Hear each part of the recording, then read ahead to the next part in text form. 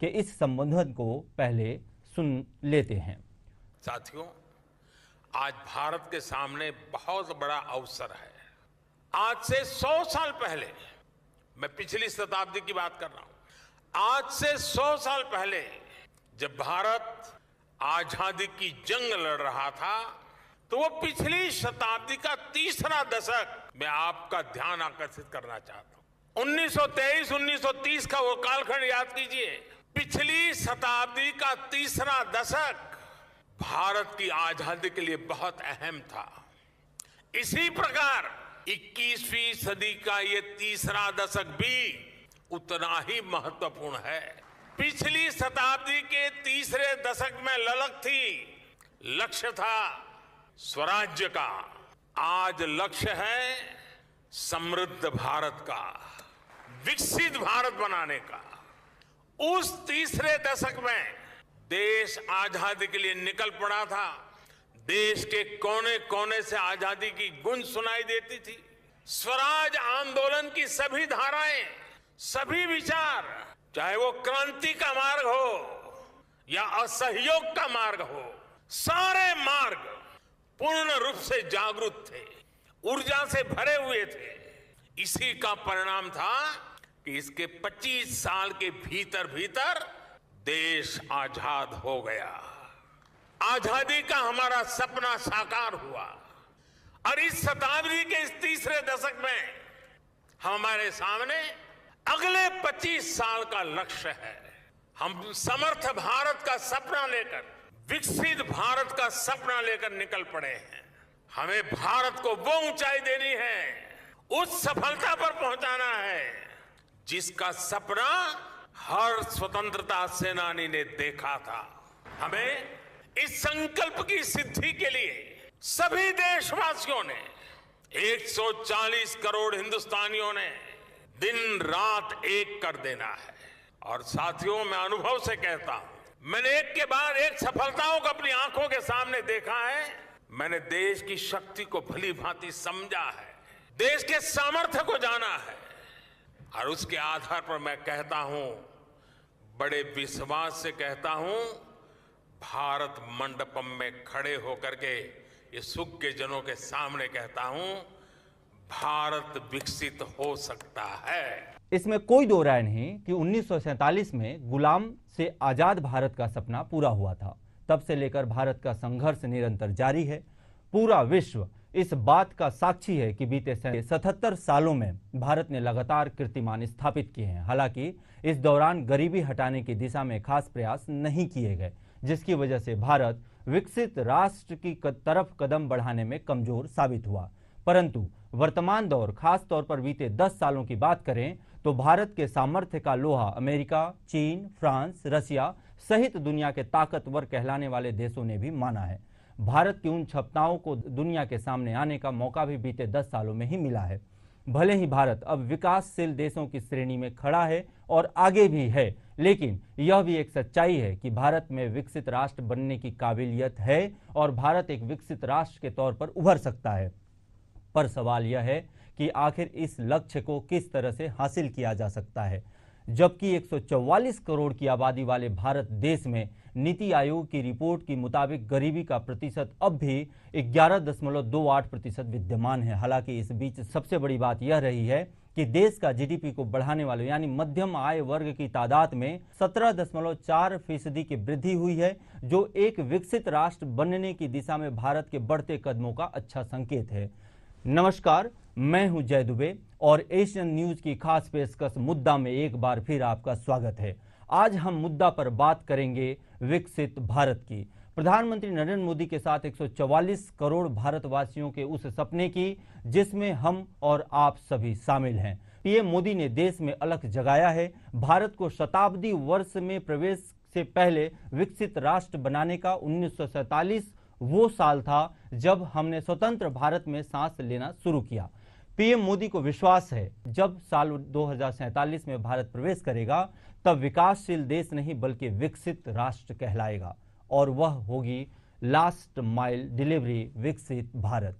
पर इस लक्ष्य को हासिल करने पूरे देश को एक साथ जुटना होगा। अमेरिका, चीन, जापान और रसिया की तरह राष्ट्र हित के लिए अपना 100% देना होगा। इस बात में कहीं किसी तरह का संशय नहीं है कि किसी बात को कह देना जितना आसान है, धरातल पर लाना कहीं ज्यादा कठिन होता है। लेकिन एक सच्चाई यह भी है कि युवा शक्ति एक साथ खड़े हो जाएं, एकत्र हो जाएं, सही मार्गदर्शक मिल जाए तो मुश्किल राह भी आसान हो जाता है, कठिन डगर भी आसान हो जाता है। और इस वक्त पूरी दुनिया में भारत एक ऐसा देश है जिसकी कुल आबादी का 65% युवा है, वह भी 30 वर्ष से कम आयु जिनका है। और प्रधानमंत्री नरेंद्र मोदी को इस मूल बात पर भरोसा है कि आज का युवा भारत हर लक्ष्य को हासिल करने में सक्षम है। यही युवा शक्ति है जो भारत को विकसित राष्ट्र बनाने के लिए लास्ट माइल डिलीवरी दे सकता है। पर इस लक्ष्य को प्राप्त करने के लिए किन बातों का ख्याल रखना होगा, इस पर पूरी चर्चा आगे करेंगे। साथ ही अनुभवी और प्रबुद्ध जनों से मार्गदर्शन भी प्राप्त करेंगे। वर्तमान भारत की बात करें तो 144 करोड़ की आबादी के साथ विश्व का सबसे बड़े लोकतांत्रिक देश में नीति आयोग के मुताबिक गरीबी रेखा से नीचे 11.28% लोग निवासरत हैं।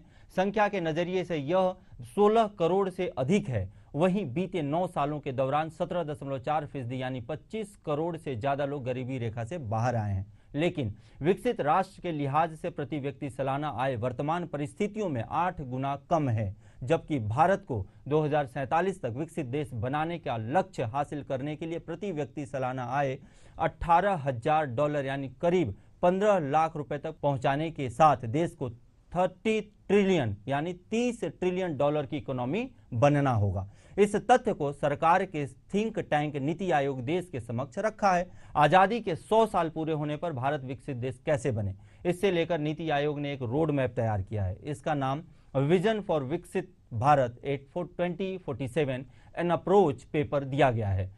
नीति आयोग ने इस विजन पर जोर डालते हुए कहा है कि भारत को अब मिडिल इनकम ट्रैप से बाहर निकलने पर काम करना होगा। हमें इस लक्ष्य को हासिल करने के लिए अब मौजूदा जीडीपी जो $3.36 ट्रिलियन है को 9 गुना बढ़ाना होगा। 9 गुना बढ़ाना आसान बात नहीं है। प्रति व्यक्ति आय फिलहाल सालाना $2392 करीब 2 लाख रुपए है, जिसे 8 गुना तक बढ़ाना होगा और 15 लाख रुपए प्रति साल करना होगा। भारत को इस तमाम मसले पर बात करने और प्रभावी तरीके से मार्गदर्शन करने हमारे साथ मौजूद हैं एशियन न्यूज के प्रधान संपादक श्री सुभाष मिश्रा जी। सुभाष मिश्रा जी, आपका बहुत बहुत स्वागत है मुद्दा प्रोग्राम में। आपसे मैं यह समझना चाहूंगा, विकसित भारत 1947 में देश आजाद हुआ, 1942 में द्वितीय विश्व युद्ध के बाद पूरी दुनिया एक नई दिशा की तरफ बढ़ी। कई देश जो 1942 के द्वितीय युद्ध के बाद या लगभग 1950 के बाद बहुत ही बदतर स्थिति में थे, जहां पर भारत खड़ा था। लेकिन उसके बाद आज 75 सालों के इस जर्नी की अगर मैं चर्चा करूं आपके साथ, तो ऐसा क्या रहा जहां पे भारत के साथ खेल हो गया और भारत विकसित देश नहीं बन पाया? सुभाष मिश्रा जी। जी, दरअसल हम बात करते हैं कि अपने देश की आज़ादी की। जब हमारा देश आज़ाद हो रहा था तो भगत सिंह जैसे लोग ने पहले ही कहा था कि ये आज़ादी अधूरी है। अगर हम आर्थिक और सामाजिक रूप से आज़ाद नहीं है तो ये समझना पड़ेगा कि ये आज़ादी कैसी है। बाद में हम कालांतर में जाते हैं और आज़ादी के बाद के भारत को देखते हैं तो दुष्यंत कुमार जैसे शायर को कहना पड़ता है कि कहाँ तो तय था चिरागा हर एक घर के लिए, कहाँ चिराग मैसर नहीं शहर के लिए, यहाँ दरख्तों के साये में धूप होती है, चलो यहाँ से चलें उम्र भर के लिए। तो सवाल ये था कि लोगों का मोह भंग होना चालू हुआ। द्वितीय विश्व युद्ध के बाद जिस तरह से हमको विकास की ओर बढ़ना था वो वजह बहुत सारी थी। उसमें एक प्रमुख वजह ये थी कि हमारी शिक्षा जो थी उस पर जिस तरह हमको फोकस करना था हम नहीं कर पाए। जवाहरलाल नेहरू ने पंचवर्षीय योजना के जरिए पब्लिक सेक्टर को बढ़ाया और उन्होंने ये कोशिश की कि अगर हम अपने नज़दीक देखते हैं तो भिलाई स्टील प्लांट है, बाल्को है, बोकारो है, बहुत सारी चीज़ें उन्होंने की। उस समय ये था कि लोगों को रोजगार देना है और रोजगार उन्मुखी बनाना ताकि लोग जो है काम में लगें, और निश्चित रूप से धीरे धीरे तरक्की हुई। हमने खाद्यान्न के मामले में एक सुरक्षा हासिल की। कभी हमारे समय में भूखमरी की स्थिति थी, जब चीन का भारत के साथ युद्ध था तो एक भूखमरी की स्थिति थी, पर आज हम खाद्यान्न के मामले में कंफर्टेबल हैं। फिर भी विकसित भारत की जब हम बात करते हैं तो हमको ये नहीं भूलना चाहिए कि इसी सरकार ने 80 करोड़ लोगों को ये मुफ्त का अनाज दे रही है। यदि गरीबी, जैसा जिस तरह के आंकड़े ये बता रहे हैं कि यदि गरीबी की रेखा में 12% लोग बचे हैं, तो ऐसी क्या वजह है कि जो लोगों को 80 करोड़ लोगों को, जो देश की आबादी का अगर हम ये कहें कि 60-70% है, उनको हमको मुफ्त में अनाज देना पड़ रहा है। दूसरा, हमने जो कुछ पैरामीटर तय किए थे कि हमने कहा कि सबके लिए शिक्षा, सबके लिए रोजगार, ये हमारे बुनियादी अधिकारों में शामिल था, तो ये हम नहीं कर पाए। हमने मनरेगा जैसी ऐतिहासिक योजना लाए। ये पहली बार हुआ आजाद भारत में कि रोजगार की गारंटी देने वाली महात्मा गांधी रोजगार योजना आई, गारंटी योजना। मनरेगा में ये तय हुआ कि हम लोगों को 100 दिन का रोजगार देंगे और जहां पे भी डिमांड होगी वहां काम देंगे। कुछ सरकारों ने बढ़ चढ़ के कहा कि हम 150 दिन का रोजगार देंगे, पर उसके बाद उतना रोजगार सृजित नहीं हुआ। अभी आज सबसे बड़ा संकट ये है कि ये जो नया बजट आया है, जो कि ये कहा जा रहा है कि विकसित भारत की दिशा में ये पहला ऐसा बजट है जो हमको 2047 तक ले जाएगा। तो इस बजट में भी जो प्रावधान किए गए हैं कि आप 5 करोड़ रोजगार सृजित करने की बात कर रहे हैं। अब सवाल ये है कि यदि हमारे पास रोजगार नहीं होगा, हमारी बेरोजगारी का परसेंटेज बहुत ज्यादा है और हमारे पास सुभाष मिश्रा जी बीच में थोड़ा सा रोकना चाहूंगा। ये मुंगेरी लाल के हसीन सपने हैं जो कि हम 75 सालों से कहीं ना कहीं राजनीतिक दृष्टिकोण से अगर देखा जाए तो हमारे राजनेता लोग और सरकारें दिखाती आई हैं, इसमें कहीं कोई दो राय नहीं है। मैं यहां पर तुलना करना चाह रहा हूं, हमारे देश के भीतरी आंकड़ों के साथ बिल्कुल नहीं करना चाह रहा हूं। मैं आपसे यह समझना चाह रहा हूं कि द्वितीय विश्व युद्ध के बाद लगभग विश्व के सभी देशों के साथ एक जैसी समस्याएं थी, बिल्कुल एक जैसी समस्याएं थी। उसके बाद इतना अधिक दृढ़ निश्चय वाला देश, इतना विरासत वाला देश, जिसके विरासत में एक से बड़ी एक कहानियां भरी पड़ी हुई हैं, इतने गाथाओं वाला देश में ऐसा क्या हो गया, राजनीतिक दृष्टिकोण किस तरीके से पीछे रह गए कि हम कभी भी फ्रंट फुट पर नहीं आ पाए? क्या आप इस बात से सहमत हैं या नहीं, मानते हैं या नहीं कि कहीं ना कहीं राजनीतिक कमजोरी कहना चाहिए जो 75 सालों में सबसे बड़ा कारण रहा है कि हम आज बहुत दूर हैं विकसित भारत के लक्ष्य से? क्या कहना चाहेंगे? उसकी वजह मुझे लगता है कि एक तो दरअसल हमारे भीतर जो एक राष्ट्रीय भावना होनी चाहिए, एक राष्ट्र को लेकर हमारे भीतर जो एक बात होनी चाहिए, वो नहीं। हम हमारे देश में की जो जब हमारे देश की आधारशिला रखी गई, अगर 47 की बात करते हैं तो फूट डालो राज करो जो अंग्रेज हमारे यहाँ करके गए थे, हम हिंदू मुस्लिम में उलझ गए, हम जाति में उलझ गए, हम धर्म में उलझ गए, हम बहुत सारी चीजों में उलझ गए और जिस दिशा में हमको बढ़ना था हम वहां नहीं बढ़े। तो कालांतर में यह होता है कि जो देश बाकी चीजों में उलझा रहेगा वो तरक्की कहाँ करेगा। और एक राष्ट्र के रूप में जिस तरह आपने अमेरिका का उदाहरण दिया, आपने फ्रांस का उदाहरण दिया, अच्छा हम बात में छोड़ दें, अच्छा और बात के देशों की बात करें, हमारे से आज बेहतर स्थिति में बांग्लादेश था क्योंकि उसने हमसे बेहतर किया।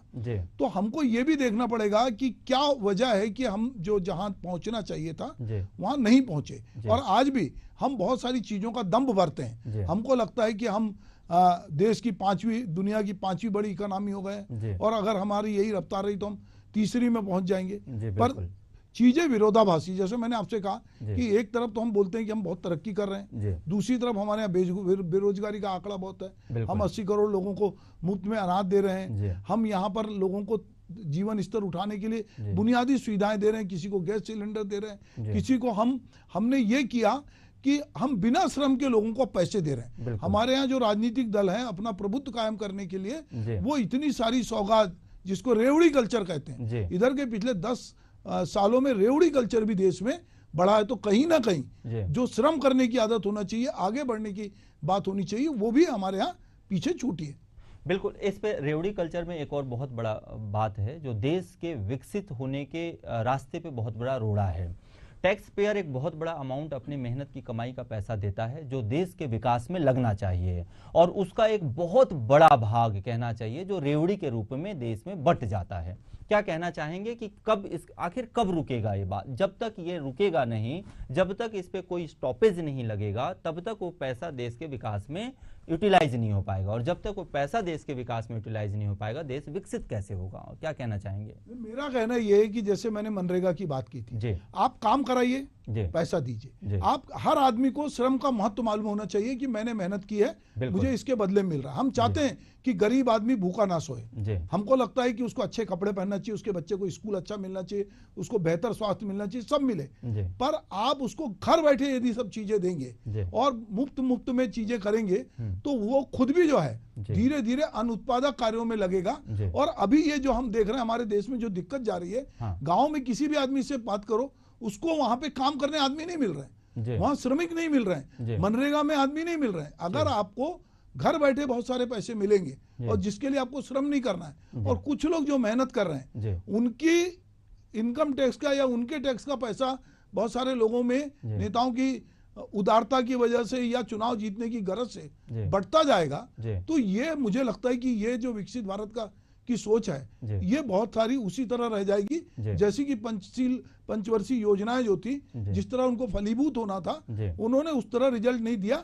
उसकी एक वजह हमारे देश में भ्रष्टाचार भी है। जी, मैं हमारे दर्शकों को समझाना चाहता हूं या जो बताना चाहता हूं कि हमारी आज़ादी के बाद से आज तक के स्थिति में रेवड़ी कल्चर, राजनीतिक जो महत्वाकांक्षाएं हैं वो इतनी प्रबल रही हैं कि उसके चक्कर में राष्ट्र हित पीछे छूट गया है, रोजगार सृजन नहीं हो पाया और जिस हिसाब से बढ़ना चाहिए उस हिसाब से हम कोई भी काम नहीं कर पाए और देश आज हमारा कहीं ना कहीं बहुत पिछड़ा और पीछे रह चुका है। नो डाउट, इसमें कहीं कोई दो राय नहीं है कि हम आगे बढ़ रहे हैं, बहुत तेजी से बढ़ने की कोशिश कर रहे हैं। आज की डेट में राजनीतिक महत्वाकांक्षाएं खासकर प्रधानमंत्री नरेंद्र मोदी की वजह से कह लें या तमाम वजह से कह लें, कहीं ना कहीं राजनीतिक महत्वाकांक्षाएं नीचे हो रही हैं और देश की महत्वाकांक्षाएं आगे आ रही हैं, इसमें कहीं कोई दो राय नहीं है। खैर, जिस बड़े लक्ष्य को लेकर देश आगे बढ़ रहा है उस पर गंभीरता से विचार किया जाए तो सबसे पहले भारत को मिडिल इनकम ट्रैक से सावधानी पूर्वक निकलने की जरूरत है। देश में 2001 में प्रति व्यक्ति आय $460 थी, यह अब करीब 6.5 गुना बढ़ चुकी है। वहीं गरीबी रेखा के नीचे जीवन यापन करने वालों की संख्या 30% थी, जो अब 11.28 पर पहुंच चुकी है। आय को लेकर दावा बहुत बहुत मैं धन्यवाद करत हूँ, आपन के आभार व्यक्त करत हूँ। और आज आप सबला हरेली त्योहार के बहुत बहुत बधाई देवत हूँ, बहुत बहुत शुभकामना देवत हूँ। और पूरे छत्तीसगढ़ के हमर ताई दादा सिवान जवान संगवारी सबो जन भी हरेली त्योहार के मैं बहुत बहुत बधाई और शुभकामना देवत हूँ। आज हमें विधिवत यहाँ हरेली त्योहार के अवसर में देवाधिदेव महादेव के पूजा अर्चना करे हन। हमार किसान मन के जो संयंत्र होते नांगर जुआट, इस सब के भी हम विधिवत पूजा करे हन और देवाधिदेव महादेव से ये प्रार्थना करे हन कि हमारे छत्तीसगढ़ में उमन के आशीर्वाद हमारा बराबर मिलते रहे, हमारे छत्तीसगढ़ में खुशहाली हो, हमारे छत्तीसगढ़ के सबकर जीवन में सुख समृद्धि आए, वर्षा पानी ठीक से हो, अनाज की उपज ठीक से हो, सबके घर में सुख समृद्धि हो, कोनो भी तरह के दुख तकलीफ मत हो, कोई तरह के रोग वगैरह से भगवान रक्षा करें। ऐसे आज हमारे प्रथम हरेली के त्योहार में पूजा अर्चना करके भगवान से प्रार्थना करे हैं, गौ माता के भी पूजा अर्चना करे हैं और उमन से भी आशीर्वाद मांगे हैं। और हमारे वक्ता मन बताइन है और ये हरेली के त्योहार मुख्य रूप से किसान मन के त्योहार है। हमारे छत्तीसगढ़ धान के कटोरा कहलाते। आज ज्यादातर 70-80% हमारे यहाँ के आबादी के मुख्य पेशा खेती और खेती पर किसान मन पर का हमार सरकार और पूर्ववर्ती सरकार करीन है, सबला हमार वक्ता मन बताइन है। वास्तव में हमार के सरकार चाहे अटल बिहारी वाजपेयी जी की सरकार हो, नरेंद्र मोदी जी के सरकार हो, चाहे डॉक्टर साहब के भी 15 साल के सरकार रही या आज भी हमारे 6-7 महीना से सरकार चलत है, तो मैं समझता हूँ कि आजादी के 75 साल में हम कम समय सरकार में रहे हैं, लेकिन किसान मन पर ज्यादा चिंता करे हैं। चाहे वो फसल बीमा योजना के सरलीकरण हो, अटल बिहारी वाजपेयी के समय में हो रही, हमारे किसान मन ला पूंजी मुहैया कराए के दृष्टि से किसान क्रेडिट कार्ड एक भी व्यवस्था हमारे पूर्व प्रधानमंत्री अटल बिहारी वाजपेयी जी दे रही।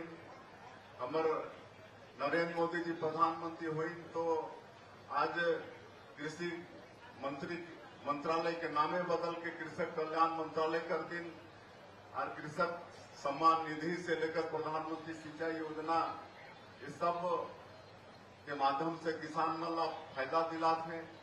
हमारे डॉक्टर रमन सिंह जी 15 साल मुख्यमंत्री रही तो पूरे प्रदेश में सिंचाई के प्रतिशत बहुत बढ़ी और किसान मन के धान के खरीदी अच्छा से हुई। आज सोसाइटी बैंक में कितना परसेंट ब्याज लागत रही से 14%, 16% ब्याज लागत रही से, सबला काम करते करते 0% में लाके खड़ा कर दी। और आज भी हमन 21 क्विंटल धान प्रति एकड़ 3100 रुपया प्रति क्विंटल के धान के दाम ये सब करत हन।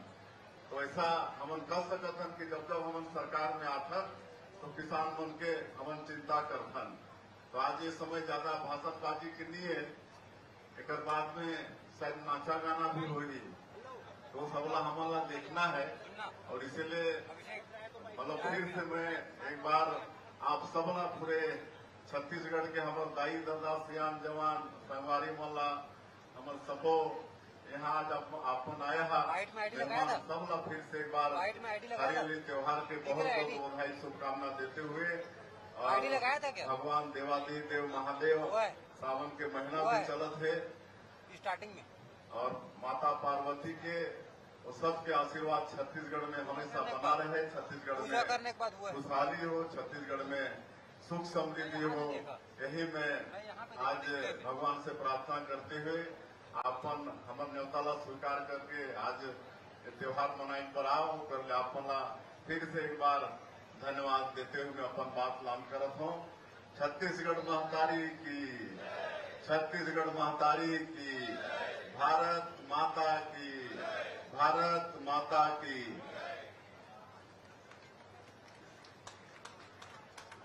और एक ठन सूचना देना चाहते हैं आदरणीय विजय शर्मा जी, उनला आमंत्रित करत हूँ और संस्कृति विभाग के सचिव हमारे संचालक महोदय से आग्रह करत हूँ मंत्री टंकराम जी के स्वागत करें। आदरणीय विजय शर्मा जी। कल सावन सोमवार आवे और कवर्धा जिला में भोरमदेव महाराज में कांवड़िया मन बहुत है, हजारों की संख्या में कल रही हैं। और बहुत प्रसन्नता की बात यह है कि जिन कवर्धा में सनातनी मानबिंदु के अपमान हो रही से वही सनातनी परंपरा ला पुनर्स्थापित करे बर कल हमारे मुखिया माननीय मुख्यमंत्री विष्णुदेव साय जी सुबह 7 बजे हेलीकॉप्टर के माध्यम से पूरा सभी कांवरिया ऊपर पुष्प वर्षा कल कहीं वहाँ भोरमदेव सुबह 7 बजे के समय।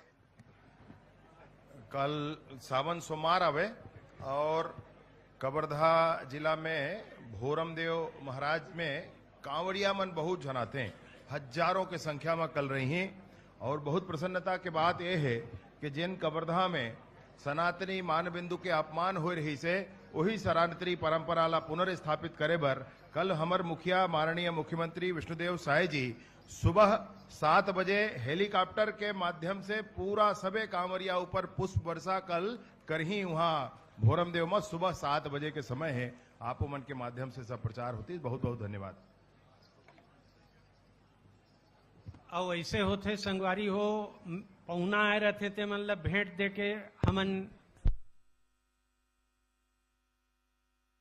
माननीय हमार संचालक महोदय से संस्कृति विभाग के हमार राजीव लोचन जी महाराज, हमार मुख्यमंत्री जी और माता हमार महतारी कौशल्या जी से आग्रह करबो, हमार राजीव लोचन जी महाराज, हमार रमेश महाराज जी और जतका अतिथि मन है सब जन ला रामचरित्र मानस के किताब ला समर्पित करें, भेंट देवें, चिन्हा एक स्वरूप। और एक बाद माननीय मुख्यमंत्री जी की से कि नाचा गाना भी है, खाना भी है संगवारी हो, ठेठरी खुरमी, चीला, गुरहा भजिया, ता सब ला खा के जाहू, नाचा गम्मत के मजा लूहू।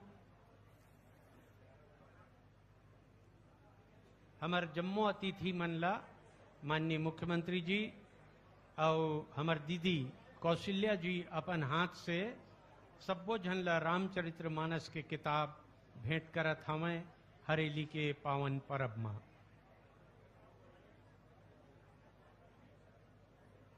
और नृत्य गीत करोया कलाकार मन अब तैयार रहो भाई हो।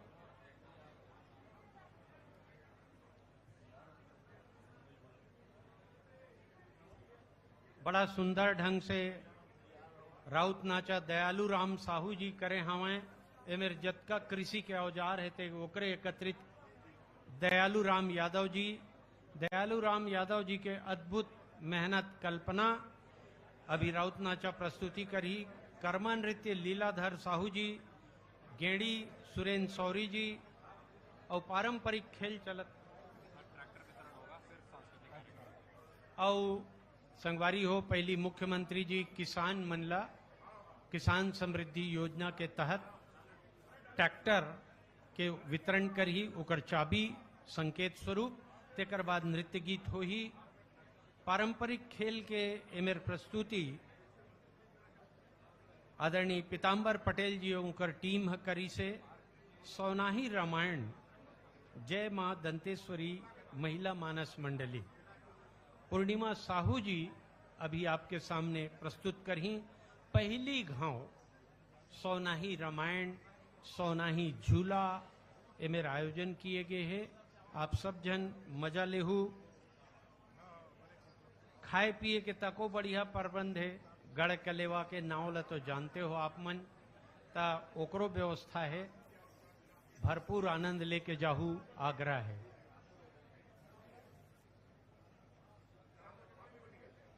अभी माननीय मुख्यमंत्री जी पहली मुख्यमंत्री निवास के बाहर किसान मनला ट्रैक्टर के चाबी सौंपी। उन्नति उत्थान प्रगति के कामना के साथ तेकर बाद फिर यही मेरे नृत्य और गीत के प्रस्तुति हो ही। मजा ला लेबो सबो झन।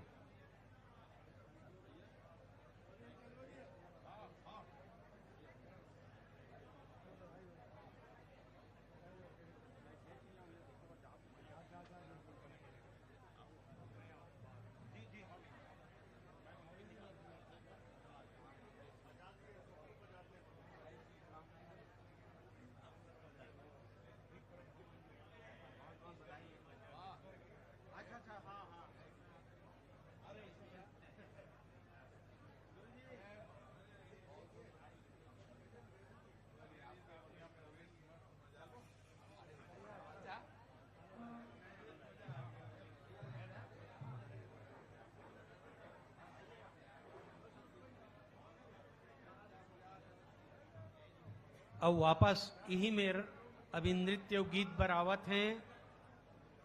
हमार मुख्यमंत्री निवास के बाहर में पहली ट्रैक्टर ओकर और कई कृषि विपकरण के हितग्राही मनला माननीय मुख्यमंत्री जी चाबी भेंट करी, कागज भेंट करी, जोन विकास और उन्नति बर आवश्यक है। तहाँ ले ही मेरे फिर नृत्य और गीत के सिलसिला चल ही।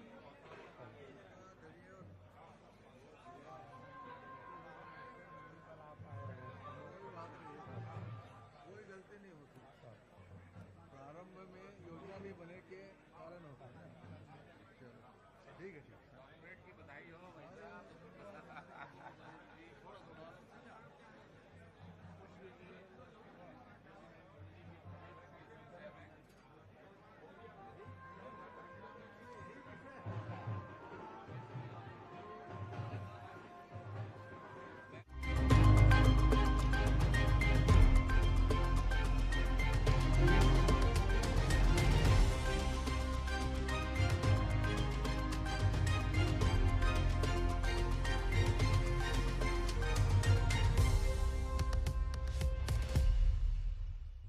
हेडलाइंस के प्रायोजक हैं Rabindranath Tagore university Bhopal NIRF ranked for 5 consecutive years.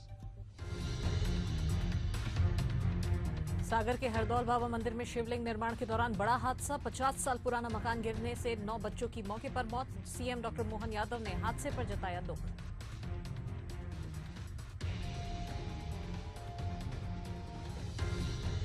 Lucknow Agra express way पर बड़ा हादसा। कार और डबल डेकर बस की जोरदार भिड़ंत। हादसे में 7 लोगों की मौत।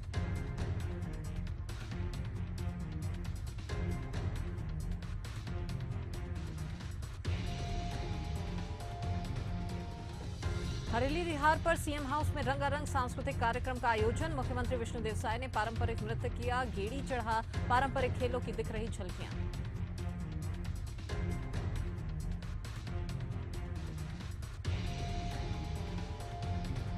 हरेली तिहार के दिन छत्तीसगढ़ में 535 चिकित्सा अधिकारियों की नियुक्ति। सीएम विष्णुदेव साय की पहल पर स्वास्थ्य मंत्री ने दिए निर्देश।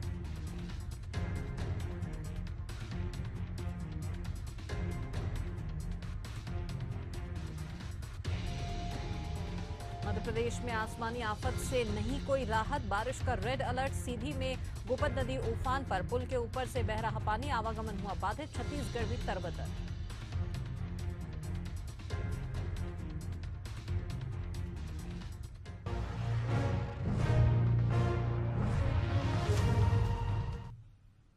नमस्कार, आप देख रहे हैं एशियन अपडेट। मैं हूं आपके साथ प्रथा शर्मा और चलिए बढ़ते हैं आगे खबरों की ओर। तो बुलेटिन की शुरुआत सबसे पहले मध्य प्रदेश के उस बड़े और दर्दनाक खबर के साथ जिसने सभी को झकझोर कर रख दिया। दरअसल सागर की एक खबर है जहां हरदौल बाबा मंदिर में बड़ा हादसा हो गया। 50 साल पुराना मकान गिर गया और इस हादसे में 9 बच्चों की मौके पर ही मौत हो गई। मरने वालों में 10 से 14 साल तक के बच्चे शामिल हैं, ऐसी खबर निकलकर सामने आ रही है। और वहीं शिवलिंग निर्माण हो रहा था, इसी दौरान ये हादसा हुआ। मौके पर बहरहाल पुलिस पहुंची और पुलिस ने रेस्क्यू किया। सीएम डॉक्टर मोहन यादव ने इस पूरे घटनाक्रम पर दुख जताया है।